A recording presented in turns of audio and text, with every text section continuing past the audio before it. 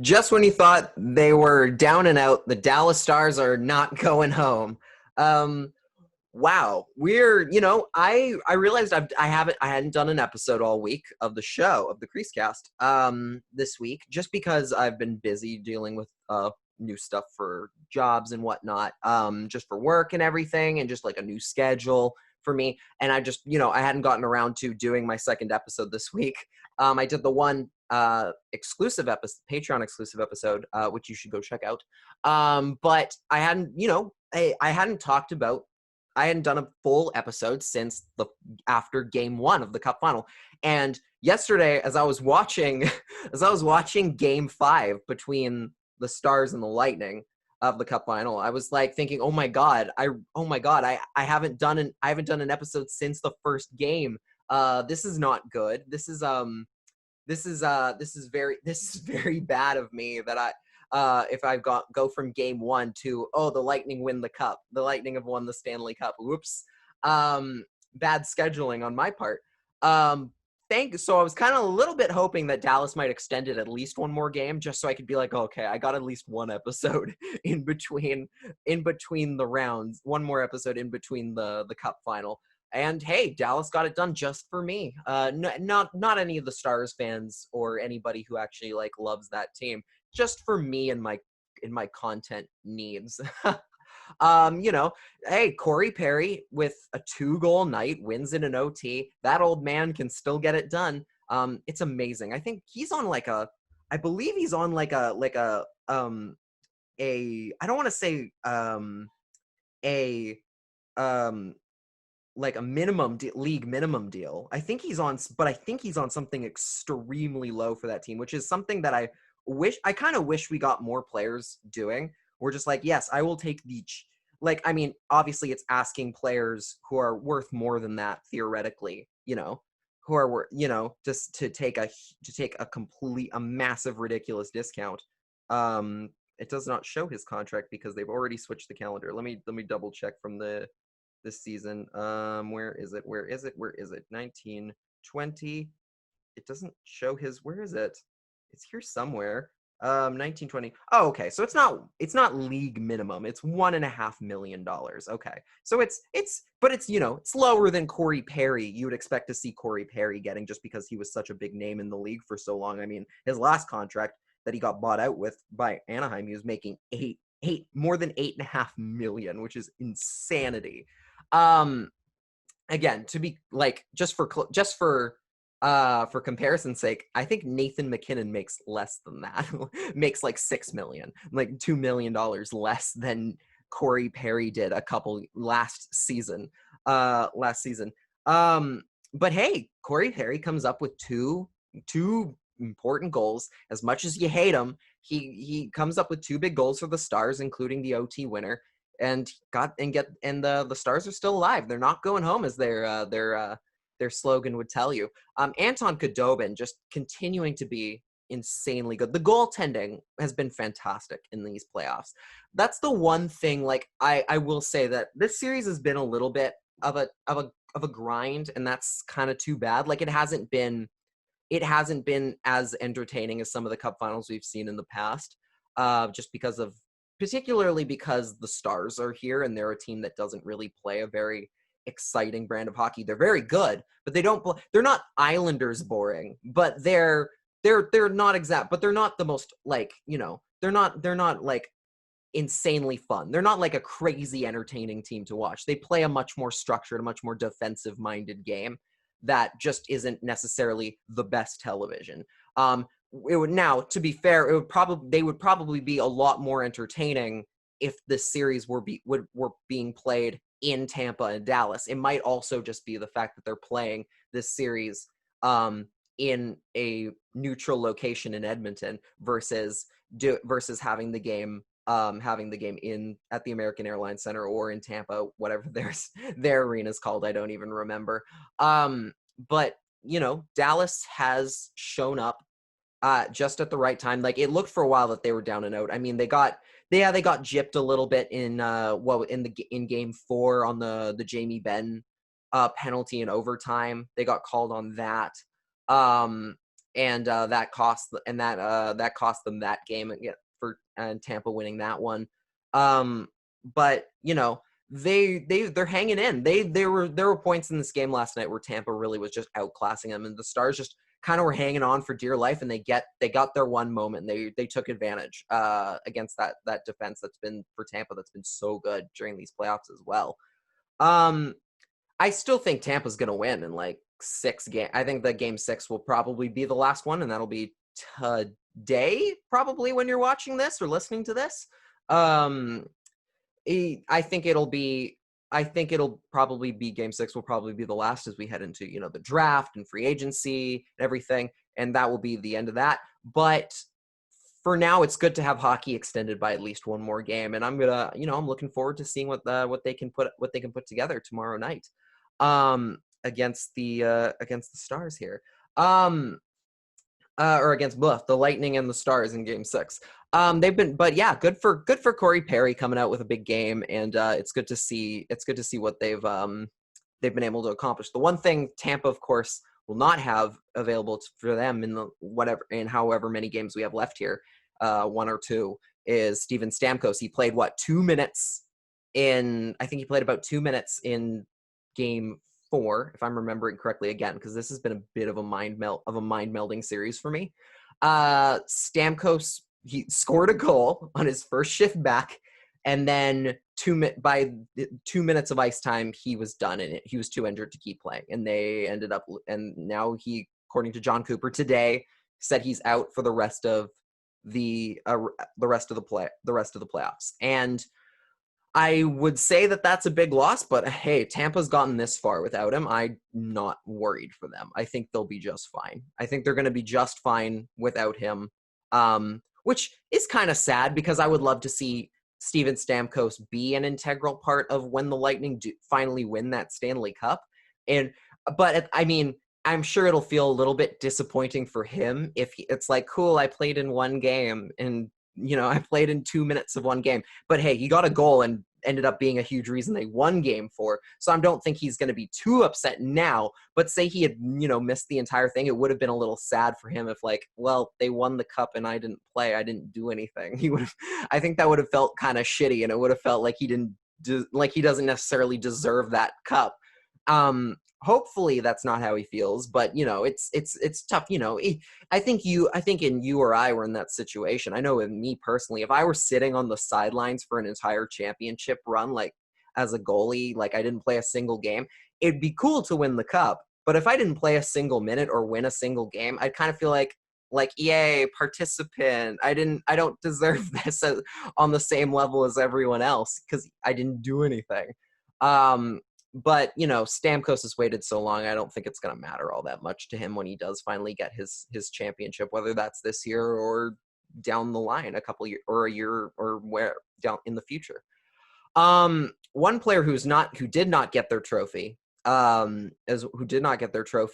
they should have, even though they deserved it so much, Quinn Hughes did not win the Calder Trophy. The NHL Awards were handed out, I believe.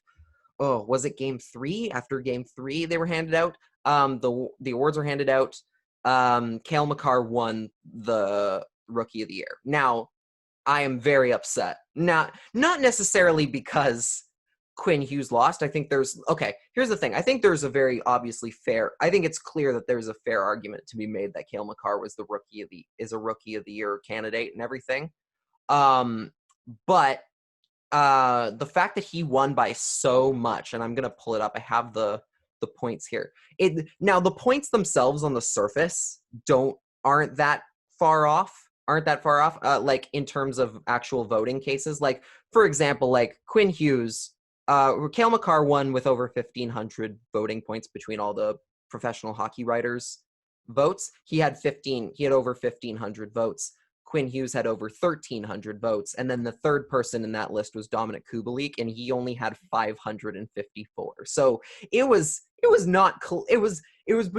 clearly a 2-horse race, and then a lot of other guys following behind. But there were 2 things that really stuck out. Number one, 6 people put Quinn Hughes third on their ballots, which is hilarious and is kind of a joke. I think that's a huge joke, is that he was somehow third place on a couple of people's votes. I saw one writer, again, I will say, this is very hard for me to do because, excuse me. It's very hard for me to, like, the Professional Hockey Writers Association votes, they're public, they're made public, anyone can see them nowadays, but I do still always feel very weird, especially because I'm an aspiring hockey writer and an aspiring professional hockey writer. I do feel a little bit weird about, like, taking shots at other writers who I might have to interact with in my life. And especially because I'm young and, like, I'm not in a position. It's very difficult for me to go out and be like, say anything critical about other writers, because because you never know when they might be in charge and have a job, and you might need them to employ you at some point. But that's something, I have to get over. Like, frankly, you have to get over, because, like, at the end of the day, if somebody doesn't want me on their working with them because I criticized them once about their NHL awards voting, like, do I really want to work for that person in the end of the day? And also, it's free to criticism. I'm not going to name names necessarily, but I am going to, but you know what? I have no problem I'm going to get more about, like, animated about the fact that, hey, okay, 6 people, the fact that anyone put Quinn Hughes lower than, nobody put Cale Makar third place on any of their votes, but Quinn Hughes was third place on 6 people's votes. That's a huge joke. Like, who is the one person I saw? I think I saw somebody put Adam Fox. I think it was Adam Fox first, as the rookie of the year. Adam Fox was number 1. He put number 1, and then Quinn Hughes third behind them, which is hilarious and not true and just not possible. Like, excuse me, like, no, there's no, like, Adam Fox, I'm sure, had a good season, but there is, under 0 circumstances should he be ahead of Quinn Hughes, and neither should any of the other people who were ahead of Quinn Hughes. Specifically, Dominic Kubalik was ahead of him twice, and Elvis Merzlikins, who we do love on this podcast. This is the Elvis Merzlikins fan club podcast. I do love Elvis very, very much. But he was not a better rookie than Quinn Hughes, and neither was Mackenzie Blackwood, who I think probably is too old to be on this list. I'm pretty sure Mackenzie Blackwood is like 25 or something. I think he's older.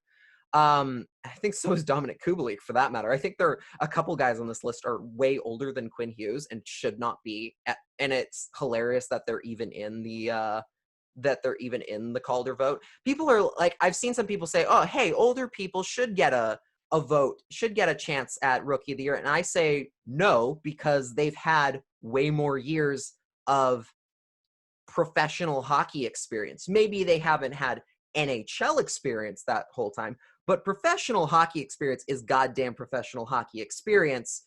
If you've played long enough to have a second NHL contract, you damn well shouldn't be in the Calder vote. You should not be eligible to win a fucking Calder. Like, that's just how that's hard. I'm sorry, that's how it goes. I don't care if this is your first season in the NHL. You've had 6 years, you've had maybe, like, what, if you're on your second contract, at least 2-3 years longer playing at the NHL level, playing professional hockey than the kid who's coming into the NHL and raking up the points on the first go. Like, I'm sorry, you should not be in that conversation. You're clearly not a rookie. You've had way more time to develop in professional hockey than this kid. You should not be here. You shouldn't be on this list at all. And with Cale Makar, the fact of the matter is, and Quinn Hughes had, when it comes to the vote, because it's done by basically 1 to 5, it's done by, if the first place vote is worth a certain number of points, second place is worth a few less, third, et cetera, to down to the 5th place vote that you get. Quinn Hughes had 53 first place votes, and Cale Makar had 116. What that says to me, frankly, is that a lot of East Coast people, a lot of Eastern writers, did not stay up to watch Quinn Hughes. Just never stayed up to watch any sort of Quinn Hughes game because 10 p.m. is too late for their old heads, like their old Eastern heads. Like this is it's so very clear that none of them watch rarely do they watch any sort of Canucks games because they're always on too late for them. Like that's what it says to me, because so many of them were East Coast people like voting. It's like, okay, clearly you just don't watch the Canucks ever. Clearly you don't watch the Canucks unless they're playing in your time zone, because to be fair, Cale Makar is playing on Mountain Time, which is only an hour difference, but it's an important hour difference because you're talking about, instead of say a game ending at midnight for somebody, it's ending at closer to like 11. It's closer to like 11:30. So you're talking about that is a pretty crucial bedtime difference for people. And the fact that, and I think a lot of the reason Cale Makar won is because people we're not gonna stay up to watch Quinn Hughes if playing home games in Vancouver, which is, or playing on the West Coast, and which is why the better player did not win the Calder, even though he had more points than the other guy and plays on a worse team. That's the other thing. Cale Makar won because he plays on the goddamn Colorado Avalanche, which are one of the best teams in the NHL. The Canucks are not one of the best teams in the NHL. They may have done all right during these playoffs, but they're very clearly not nearly as good as the Colorado Avalanche, even though they lasted the same amount of time in the playoffs. And the defense is so different. Cale Makar plays on a good defense, on a team with a good defense. Quinn Hughes is the Canucks defense is Quinn Hughes pulling 5 boulders. Like that's what it is. Quinn Hughes is the bottom line is Quinn Hughes is the better player. He got totally robbed of the Calder and should have won. But at the end of the day, does it really matter? Probably not. Like it sucks right now, and I'm sure Quinn is bummed to a degree, but I think also at the same time, like, wouldn't he trade? You think he would trade that Calder for those, like, if somebody said, okay, you can have your Calder trophy, but you don't go those two rounds, you don't win that those 2 playoff rounds. I think he's going to take the playoff rounds, and he'd be rightfully so. Like, I mean, I think it is disappointing, but I think it's, at the end of the day, there are things that he cares about more, and we should frankly care about a little bit more too. So hey, Quinn finished second. That's great. That is still great. Finishing second place is still fantastic. And again, Cale Makar, maybe he's not better than Quinn Hughes, and I think in my opinion, and I think a lot of people who are correct, their correct opinions, he is not the better player. But the fact that he won, but he did deserve a shot at winning. And so the fact that he won shouldn't be like, it's not a complete travesty or anything. Like he clearly was, he and Quinn were far and away clearly the 2 best players, the 2 best rookies this year, and one of those 2 deserved to win. And that's what's most important at the end of the day, is that it didn't go to someone completely insane. So that sucks for Quinn Hughes, but what are you going to do? He's got some Stanley Cups to win, I believe, coming up soon, right? That's the goal anyway. And I will say, there was like, I think this, I'm pretty sure this was a Mr. Booth tweet. If you don't know who Mr. Booth is, because you're not active on Canucks Twitter much. Mr. Booth is this guy who just does a lot of very funny, makes a lot of funny tweets, and like sometimes pretends to be other accounts to troll people. It's very good. It's all great. I think he posted a picture where he put Quinn Hughes' face over Michael Jordan from the Last Dance documentary. He's like, and I took personal offense to that, because that was how Michael Jordan motivated himself, is when people slighted him, he took it out on them on the basketball court. And that's what and I love to think that would be what Quinn Hughes would do. Like every time they play the Avalanche from here on out, he just lights them up for a bunch of points, or just lights up the rest of the NHL. Anytime he goes to like the city of a team, of like a reporter that voted against him to win, he purposely goes and lights them up. And when they're getting interviewed by that guy, he's like, what do you think? I'm not Calder material now? Like, I love that idea of Hughes, even though that's not anything he would do if you've seen Quinn Hughes' personality. but I would love to imagine that's what he would do, even though it's, again, totally not his character. The other travesty in the NHL awards, because there were a few. But you know what? Before we get mad about the Hart Trophy voting, let's go over the ones that did deserve to win. Roman Josi won. The Norris. Good for him. He's been a rock on that Predators defense for a very long time. The Predators have always had some really good defensemen, and it's good to see Roman Josi getting his due on that. Especially considering over John Carlson, not because John Carlson wasn't the highest scoring defenseman, but because that's the whole thing, is that might have been the highest scoring defenseman, but he's not actually that good defensively, which I think is kind of important at the end of the day when you're picking the Norris. And there was an article that I should have teed up for this that I didn't put in my notes, that I should have, Dom Lucian. And we're going to talk about Dom Lucian in a second because he's a great writer. But yeah, John Carlson is not that great, is not actually that phenomenal at defense. And one of the biggest problems with the Norris voting as the years have gone on, has kind of, one of the big criticisms from voting has been that it seems to always go to the defenseman who has the most points, even if they weren't necessarily the best in their own end of the ice. Now, I guess you could, I think, to be fair, the best defense is a good offense, so there's that. But if you're also just getting lit up in your own end all the time, and giving up as many goals, and like on the ice making mistakes that give up as many goals as you're putting in the net, that it levels out, and it means it minimizes your impact in the scoring department. So you have to, I think it's important that we take that more into consideration. So Roman Josi winning was important because I think because not only does he get a lot of points, he also is pretty darn good in his own end of the ice. And hey, for what it's worth, Quinn Hughes did get three fifth place votes for the Norris. Cale Makar got 19. Jesus Christ. Okay. I don't want to get mad about this all over again. Connor Hellebuyck won the Vezina, which would have been my pick, which would have been my pick to win. Jacob Markstrom got fourth, which is fantastic. I think he should have been farther up this list, frankly.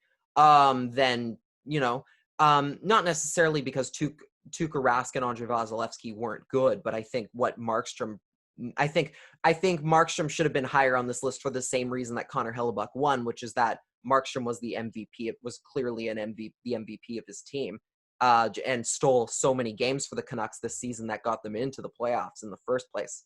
That he should have. I think he's more valuable to the Canucks. His goaltending is more valuable to the Canucks than Tuukka Rask and Andrei Vasilevsky's are to the Bruins and the Lightning, who are, two of the best teams in the National Hockey League. I think Markstrom should have been higher on this list, but Connor Hellebuyck winning makes perfect sense. Without Connor Hellebuyck, the Jets don't even come close. He is so good. And I'm really a big proponent of Connor Hellebuyck should have been a bigger candidate for the for the Hart Trophy, because he's that good and he's that important to their team. Like, he's a fantastic goaltender.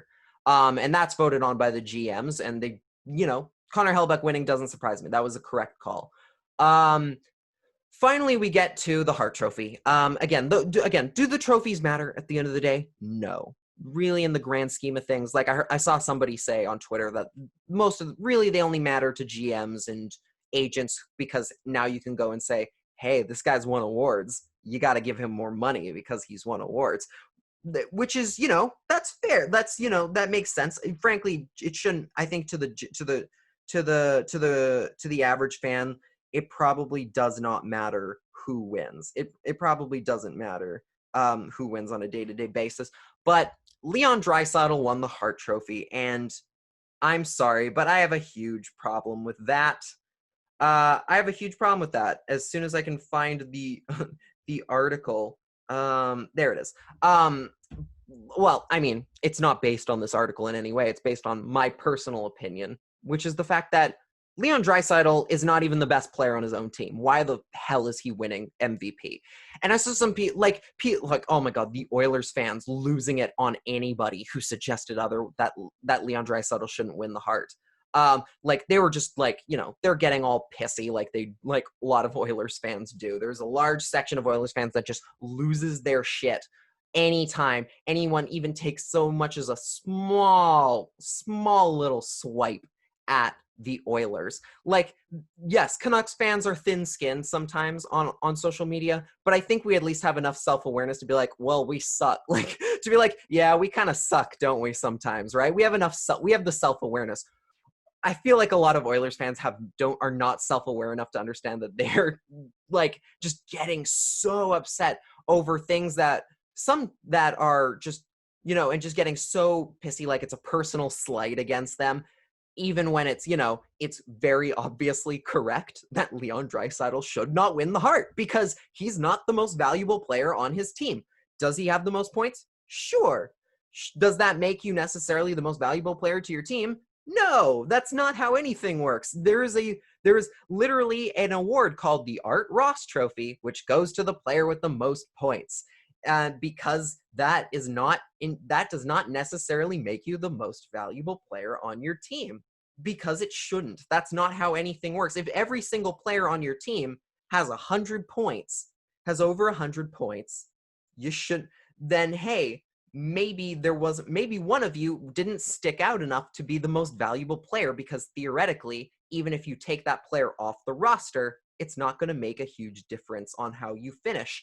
I think if you take Leon Draisaitl off the Oilers, they still have Connor McDavid, who is better. What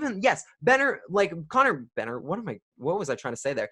Connor McDavid missed what? I did get hurt, but he only missed like 6 games. And people are saying, "Oh, look at this Leon Draisaitl guy. He should have won."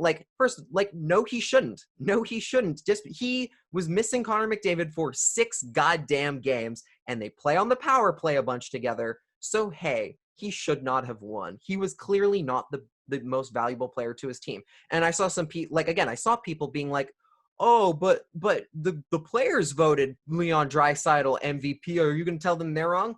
No, because you know what? They're the players. Who cares? They can vote for whoever they want. Like I don't care. If the players can pick whoever they want, it's no skin off my nose who the players decide to pick MVP. Like, it's at the end of the day, if their vote, like it's nice that they have an award for that, but I'm not going to get all upset because players picked certain guys who they clearly like, and who they're friends with, I'm sure, in a lot of cases, right? Like, I'm not going to get upset at them. I'm not going to think it's crazy that they voted for so-and-so in any sort of like award when they get the chance to vote on those kinds of awards. Who cares who the players vote? Let them vote for whoever they want. I'm never going to get mad at the players for picking somebody on that regard. But the writers should know better, should clearly know better. The media people should clearly know better than to pick Leon Draisaitl over anyone on this list. Nathan MacKinnon had 40 more points than his closest teammate.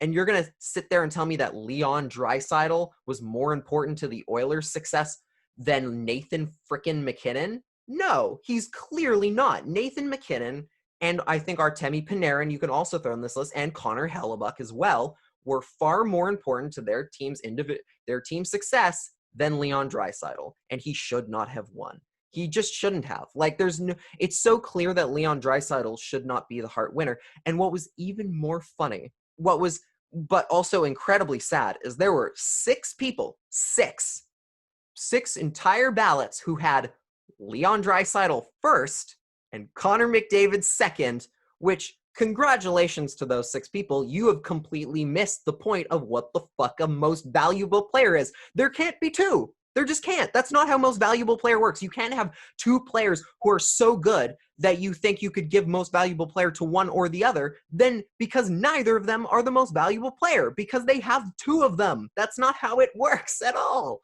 Nathan MacKinnon, if you take Nathan MacKinnon off the Avalanche, that's a huge deal for the goddamn Avalanche. But if you take Leon Draisaitl off the Oilers, they still have Connor McDavid. They shouldn't, like, I don't, yeah, it's fascinating to me that people miss the point of don't understand what most valuable player means in 2020. Come on. Like, this is ridiculous. It's getting ridiculous. And then the amount of people who are like, and then I saw some people who said, "Oh, like Leon Draisaitl, like where people were going after Dom Lucian, who left Leon Draisaitl I believe, off his ballot entirely, which very correct reasons. If I'm gonna go and try and find that somewhere on this list, where is it? Because he did an entire well thought out article explanation on The Athletic of who should have won. His Hart Trophy voting was Artemi Panarin first, Nathan McKinnon, Connor Hellebuck, David Pastrnak, Austin Matthews. And he was trying to pick, to be fair, Leon Draisaitl and Austin Matthews, he tried to pick one or the other on that list for 5th place. But he said Leon Draisaitl was lousy in his own end of the ice and in most valuable player cases because he does a lot of the advanced stat stuff. He came up to he looked at all the stats and put his own personal opinion as well into it. Leon Draisaitl was clearly not the most important player to the Edmonton Oilers. It was clearly not more important to the Edmonton Oilers than any of those other players. It's so obviously true. And so many people were going after him saying, "Oh, you're such a clout chaser." It's like, this guy writes for The Athletic. I don't think he, and he's like one of the most well-known writers in the league these days. I don't think he's chasing clout. There was it's like these people, again, Oilers fans just losing their shit over anybody who didn't pick Leon Draisaitl. He shouldn't have won. Sorry, he should not have won. It's a joke that he won. But let's stop getting mad at that. I've talked up enough about Leon Draisaitl winning the Hart Trophy. I will say this, you know who did get votes for the Hart as well? 3 Canucks, which I think is very appropriate given the way given this Canucks team. I think that is super duper appropriate, especially the fact that technically in points, Jacob Markstrom and Elias Pettersson tied in points is very appropriate. And they both had Markstrom had only 1 vote for the Hart Trophy, but it was a 4th place vote. Pettersson had 3 votes, all 5th, so it evened out. And then JT Miller also had a point. He had 1 vote, 1 5th place vote for the Hart Trophy, which, again, I feel like that's very apt. It's very apt that 3 guys won. Maybe, they weren't close to winning by any stretch, but it's very appropriate to me that there were 3 guys, that there were 3 different Canucks that were considered Hart voting worthy, Hart participant worthy, I guess. Jacob Markstrom being obviously the big one because, hey, Jacob Markstrom might be leaving in free agency, and it seems more and more likely the more longer we go here without a contract being signed, that he's not going to get that contract here because he's worth too much money. And one of the big things I heard earlier this week, I believe it was from Rick Dhaliwal on TSN on Twitter, talking about how apparently the reports are that the Red Wings are planning to basically just roll out the red carpet for Jacob Markstrom. And I've seen some people online, and I've seen some people talking about how, Markstrom leaves, it doesn't matter. He's not going to be nearly as good. I will say that I think that's, because I think there was some people who were like, oh, he's going to be very mediocre the second he leaves because Ian Clark won't come with him, might not come with him. And, I've talked on the show about how important Ian Clark is to the Canucks and their success with their goaltenders. But I do disagree inherently with the idea that the second Markstrom leaves, he's going to just be bad. You don't when you leave a goalie coach, you don't have to leave all the things that made you successful behind. You don't just suddenly forget how to goaltend when you go to a new team. You don't forget everything that last goalie coach taught you. I don't think that's inherently true. I think theoretically I will, but however, while saying that, I do think it's important that for goaltenders that they find when they if they do go to a new team, if they're not going to have that same goalie coach that they've had so much success with, they need to find somebody who can help maintain that same structure that has made them successful, while also maybe adding in a piece or 2 here or there, but at the very least being able to help them maintain what's made them so good and what's made them successful under past coaches, while not just going okay, whole new style, even though you've had success with this last one, we're going to just change it up entirely. And that's because sometimes goalie coaches do that. Sometimes you go to a new goalie coach that wants to teach you a completely different way because they think they know better than the last guy. Because again, like we've talked about with coaching, there is kind of this aspect to it that you kind of have to feel like you know the secret to winning and success, because that's what you kind of have to sell when you're trying to get these jobs, right? You have to be able to sell the idea that you have the keys to success and to winning a Stanley Cup. And with goalie coaches, it's kind of the same thing, that you have the key to being the best goalie, to making these goaltenders fantastic. But I think it's important that with goalie coaches, you can also find a guy who, when they find a goalie who is successful somewhere else, that they can maintain that success in a new city, even if in a new market, even if necessarily that's not the goalie coaching setup that coach is familiar with. Sometimes, and maybe it's something that goalie coach needs to learn and put some time into. Okay, what did he learn under this other coach that made him so successful? I will say, and so I've actually started putting, and as a guy who really is into the goaltenders, I've put in a little bit of time looking into the Red Wings system and whether or not this would be a good spot for him. Their goalie coach is a guy by the name of Jeff Salatko. I don't think I'm pronouncing that correctly at all, but it's an interesting last name. Essentially, he's been the goalie coach for the Red Wings since it looks like 4th season, and that might have been last year. 2016 to 17 was his first season, so this would be, I guess, next year will be his 5th season with the Red Wings. In that time, while he has found, here's the thing, like his resume, he was the coach before, the goalie development coach for the Grand Rapids Griffins for it looks like about 4 seasons, or for like 3 seasons. It looks like 3 seasons. And one of the big things is that the Griffins had one of the AHL's top goalie tandems in terms of goals against average in top 10, with both their goalies finishing top 10 in save percentage and goals against average, which are not necessarily the best goalie stats for starters. For the best stats for actually judging goaltending talent, as we've kind of come to learn over time. But the thing that sticks out to me is the 2 goaltenders in question. One of them is Tom McCullum, and the other is Jared Coro. If you don't know who those goalies are, that kind of makes sense, because neither of them have gone on to great success at the NHL level. I believe both of them have played a handful of games for the Red Wings before. Neither of them, I don't think either of them are in their systems anymore.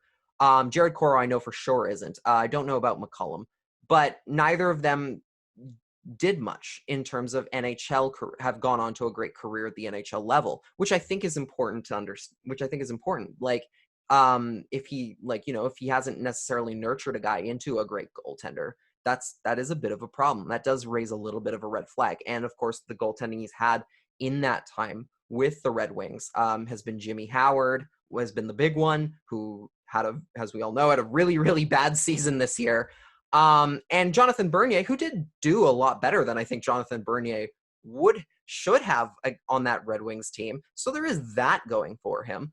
But I would say that in terms of whether this is a good fit for Markstrom, I don't know what his goalie coaching style is like, but just from the surface of looking into a little bit of what goaltenders has he taught? Where's the resume? What's the resume like for this goalie, for Jeff Salakjo? I'm not pronouncing that well at all. It might not be the best fit for Markstrom. It really might not be the best fit for Markstrom. I think Detroit he might get the most money from Detroit because they're so desperate for great goaltending behind that really bad team.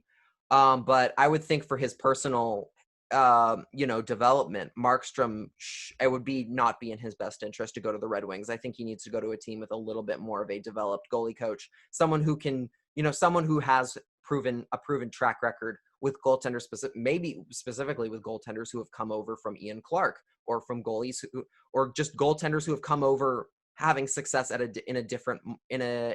a different team in a different system and has done a good job maintaining them. I don't think Detroit is the place for him to go. Even though Detroit just got Mark Stahl for future considerations from the Rangers, they got a 2nd-round pick out of that, and they, they've been weaponizing that cap space they have.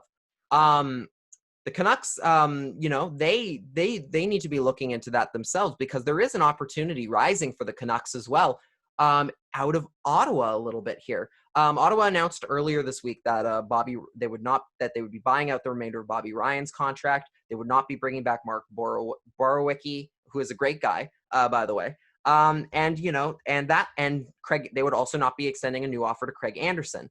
They do have a lot of RFAs and UFAs left to sign. But they are currently, right now, have a cap hit of about just over $38 million. The cap floor, meaning the cap, if you're not familiar with how the NHL cap system works, there is a limit, there is a threshold you have to meet on how much you're spending on players, is $60 million. You have to spend at least $60 million. So the Senators are currently $22 million under the cap floor. So they need to find a way to spend at least $22 million, which is insanity. That's all. Like, it's a lot of money. It's crazy to hear of a team that needs to spend that much money, because like that's, they're just not, like, just looking at the list of guys who they have coming up, who they have like left to sign. Those guys are not going to take up $20 million unless you were giving them ridiculously overpriced contracts. You are not going to hit that floor.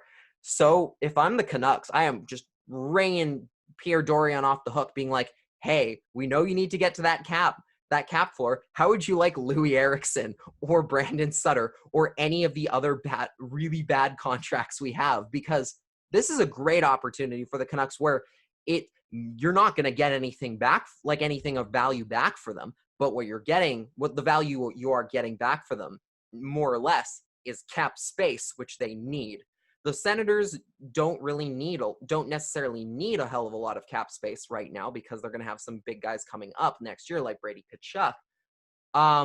But they could right now, if this is where they're going to be spending to, if this is how much money they need to fill out, they're going to be desperate to take on some bad contracts just to get there.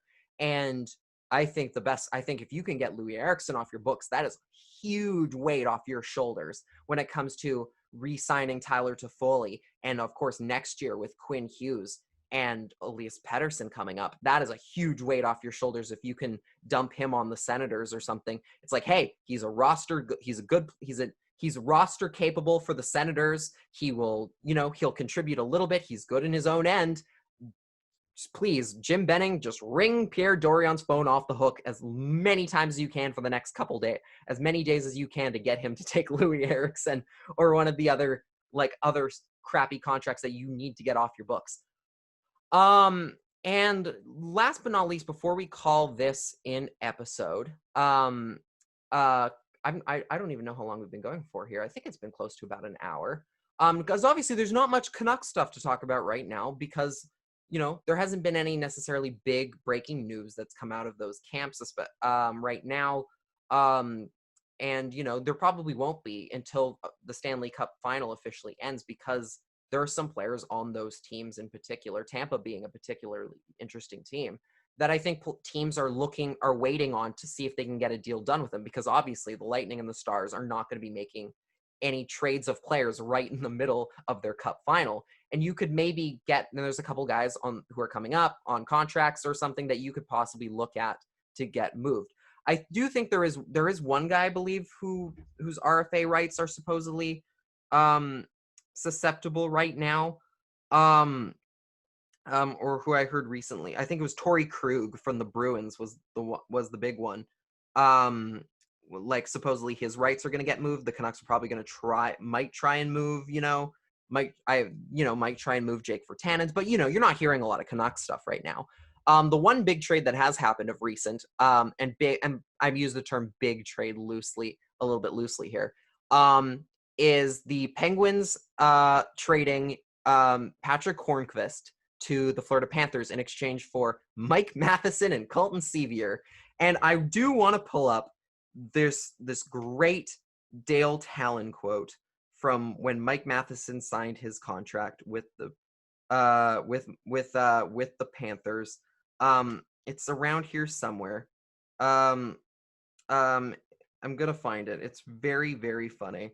Um, where can I find it? It's something about the good. It's something very bad. Um, oh, here it is. Here, is it here? No, this isn't it either.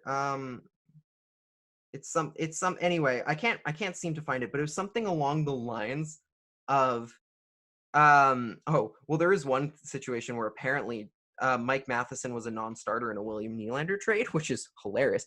Mike Matheson, essentially, there was a quote when Dale Talon was still the GM of the Panthers, where it was basically like talking about the negotiation where they were like, we started at 4, then we went to 5, then 6, and then Matheson said, how about 8? Because I want to be a Panther. And it was really funny because like Mike Matheson should not be getting 8-year contract, should never have gotten an 8-year contract, especially for the was it $5 million? That can't be it. I think there's cap retained, isn't there? There's got to be cap retained on that, because I'm looking at that contract and I'm thinking that's too low. Oh, here it is. I already had it pulled up. Oh, it was 4. It was about 5. It's 4.8 million. So close to $5 million for 8 years, signed only 2 seasons ago. Mike Matheson, who we don't really love in Vancouver for certain Petey-related reasons of trying to injure him. But Mike Matheson is just not that good a defenseman, and the Panthers rated him way too high, way too quickly, and gave him way too much money. And yet they were still able to send him off to the Penguins for Patric Hornqvist, which is a winning trade for Bill Zito, I think, on the first try here. Jim Rutherford, what are you doing, man? Like, the Penguins have made some weird trades in the last little bit here. Like, they got rid of Nick Bjugstad, which was a bit strange. They there's the other one that was the more weird one that came up recently.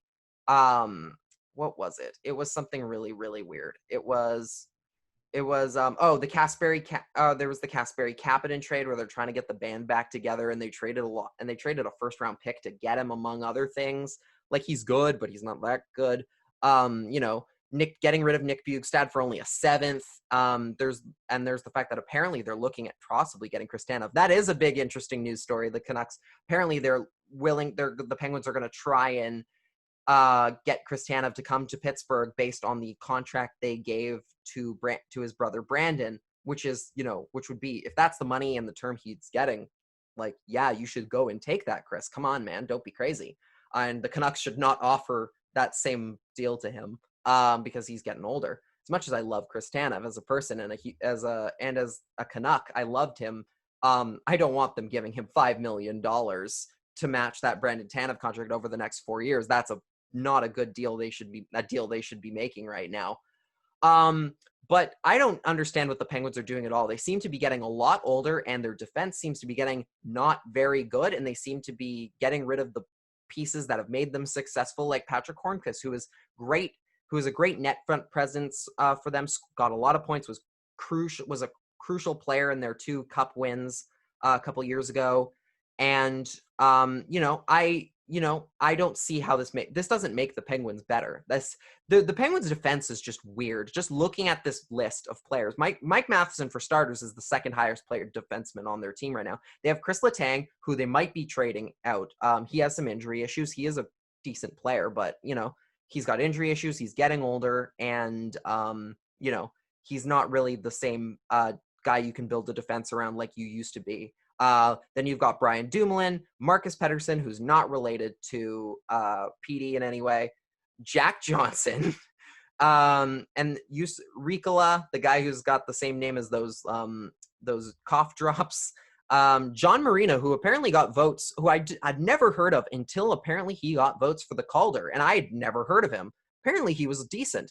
And then you have Chad Ruhwedel and Justin Schultz, who apparently Jim Rutherford, the general manager for the Penguins, thought was worse than Jack Johnson, who is a notorious black hole on defense and is just atrocious in his own end.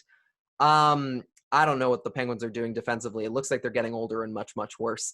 Remember when they had Eric Goodbranson there for a hot second and we got Tanner Pearson out of it? God, that was a good trade. I don't know. Honestly don't know where the Penguins are going here. It doesn't. They're getting into that territory that I'm talking about in this article that I'm just finally putting the finishing touches on. I've been working on this for way too long.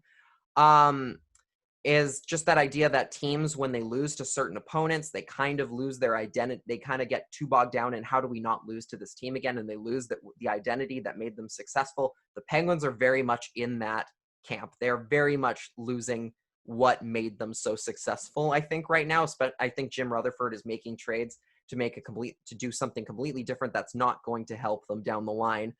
And that's whereas for the Panthers case, they get a guy who's decent. They get a decent player. They get a decent player in Patric Hornqvist. He's not a game breaker or anything anymore, but I think he does make that forward group a lot better for them.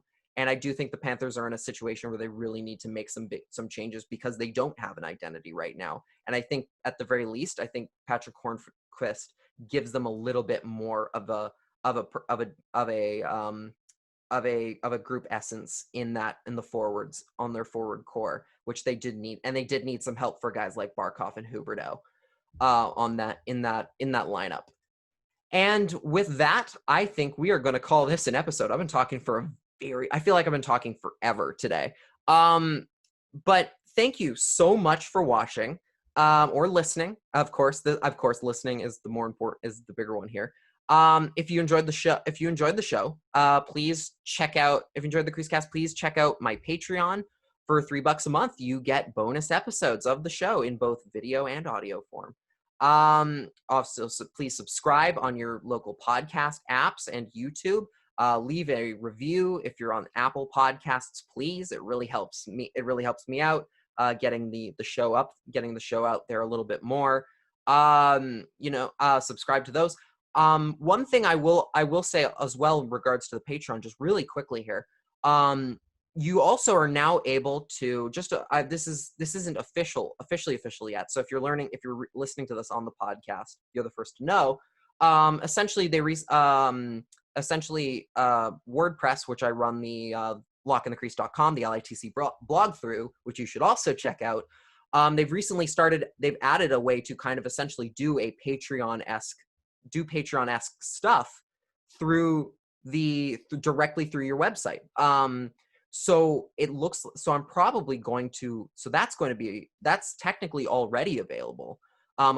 Just as a test, I put a couple of the exclusive podcasts up there just so people can subscribe. Same price, $3 a month.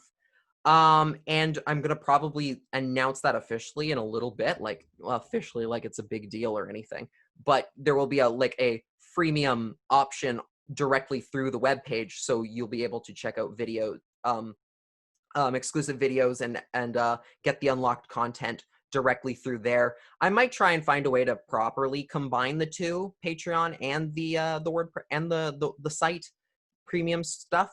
But for now, they'll be two separate things. But they'll still have the same. You'll still be getting the same thing on both. They're just technically two different things. But you're getting the exact same content on both. Do check out the LachInTheCrease.com. I have articles on there for you to check out and read. Follow me on Instagram, Twitter. I think those are and on Facebook, all under Lach in the Crease. Thank you so much for listening. Of course, I almost forgot. This is of course the 69th episode of the season of the show. Nice. I had to finish on that. This has been the nicest episode of the CreaseCast. Thank you so much for listening, and I will see you next time. Take care.